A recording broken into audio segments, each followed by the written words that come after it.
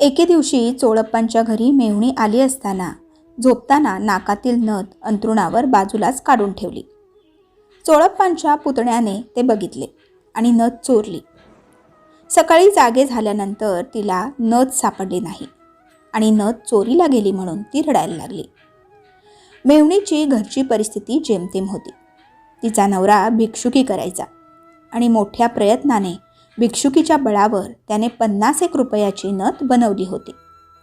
त्यावेळेला स्वामी महाराज चोळप्पांच्या घरीच होते. चोळप्पांच्या मेहुणीने नथ चोरीला गेल्याचे स्वामींना सांगितले.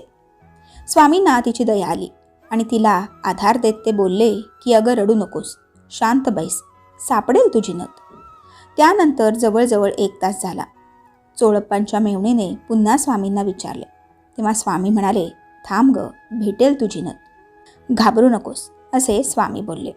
त्यानंतर काही वेळाने चोळप्पांचा पुतण्या आला. त्यास बघताच स्वामींनी बोलले, अरे ती रडते आहे, तिची नथ देऊन टाक. स्वामींनी असे बोलताच तो एकदम थबकला, परंतु तो काही कबुली देईना. शेवटी स्वामी चिडले आणि त्या शिव्या देत कशी नथ चोरली त्याचा प्रसंग सांगितला. मग चोळप्पांच्या पुतण्याची पायाखालची जमीनच सरकली आणि त्याने हळूच खिशातून चोरलेली नथ काढून दिली आणि स्वामींचे चरण पकडून तो माफी मागू लागला. आपली नथ बघून चोळप्पांच्या मेहुणीस खूप आनंद झाला.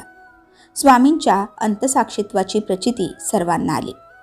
तर मंडळी, या कथेचा बोध हाच की स्वामींपासून काहीही लपलेले नाही. आपले चांगले कर्म असो वा वाईट कर्म, सर्व स्वामींना समजतात, हे कायम लक्षात ठेवा.